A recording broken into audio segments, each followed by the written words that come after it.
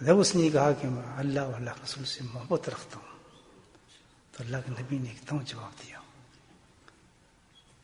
کہ اچھا تو پھر سن، جو شخص بھی یہ رکھتا ہے تو جو شخص جس سے محبت رکھتا ہے، جس سے محبت کرتا ہے، تو روز قیامت میں اسی کے ساتھ ہوگا۔ اللہ انس رضی اللہ تعالیٰ فرماتے ہیں، یہ بخاری اور مسلم کی حدیث ہے کہ اسلام کے بعد مسلمانوں کو اس قدر خوشی مناتے ہم نے کبھی نہیں دیکھا ہے، اس خوشخبری کے بعد الحمدللہ کتنا بڑا مقام مل جاتا ہے آپ کو، دیکھیں اللہ اور اللہ سے محبت کرنے کا۔ تو پتہ چلا کہ تمام دولوں سے بڑی دولت جو ہے وہ کیا ہے؟ اللہ، اللہ کے رسول کی محبت۔ اس محبت کا نام ہے ایمان، اس محبت کا نام ایمان ہے، جس کے بدلے کتنا بڑا انعام اللہ تعالیٰ کے نبی صلی اللہ علیہ وسلم نے ارشاد فرمایا۔ تب میں آپ سے ایک سوال کرتا ہوں دوستو کہ یہ اتنا آسان کھیل نہیں ہے، اتنی آسان چیز نہیں ہے۔ دولت ہے بہت بڑی، ایمان کی جو اللہ نے ہمیں دی ہے، بہت بڑی دولت دی ہے، ہمیں پتہ ہی نہیں۔ اور میں آپ سے ایک سوال کرتا ہوں کہ کوئی بھی ایسی چیز ہے جو قیمتی ہو اور آپ اس کی حفاظت نہ کریں؟ کریں گے نہیں کریں گے؟ پیدا ہونے تک تم نے اس کی حفاظت نہیں کی کہ تم دنیا میں آئے تھے، میں نے تمہیں پیدا ہوتے ہی وارن کر دیا تھا کہ اس کلمے کی تم نے حفاظت کرنی ہے۔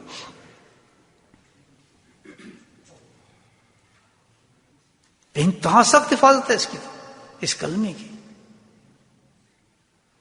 بتائیں آپ کیسی کیسی مثالیں ملتی ہیں اس کلمے کی حفاظت کی، مجھے آپ بتائیں کیسے حفاظت کی۔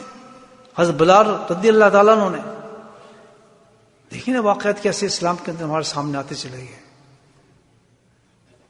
نہیں کیا تھا ہمارے یہاں تو مصلحت ہے، ہم کیا سمجھتے ہیں کہ لفظ آ گیا مصلحت، جی نہیں حکمت یہ ہے اس وقت یہ کر لیں، سبحان اللہ، بڑی جلدی حکمتیں آ جاتی ہیں ہمارے اسلام کے مقابلے میں۔ کیا آتی ہے؟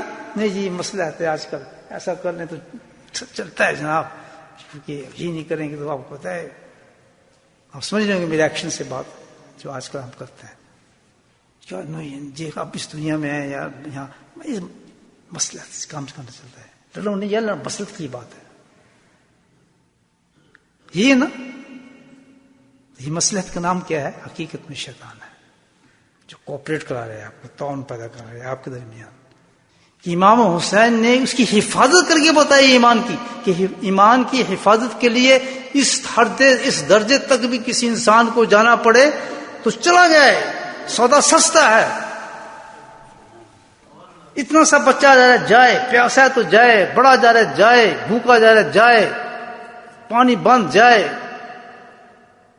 جو کچھ کتنی بڑی مثال دی۔ سارا نبی کا خاندان تھا، بچہ بچہ، بڑی بات تو نہیں تھی۔ ہم اس واقعے کو کس تناظر میں دیکھتے ہیں؟ یا حسین یا کس تناظر میں دیکھ رہے ہیں اس کو کہ بکنا مت، اس ایمان کو فروخت مت کرنا، اتنی بڑی بشارت کو ضائع نہ کرنا۔ اگر آج تم نے اس کی حفاظت کر لی تو اللہ کے نبی نے اعلان کر دیا کہ تم میرے ساتھ ہو، تم میرے ساتھ ہو، یہاں نہیں، قیامت میں اس مقام پہ جہاں میں ہوں گا وہاں رکوں گا۔ یہ کہانی دوسری ہے ایمان کی حفاظت۔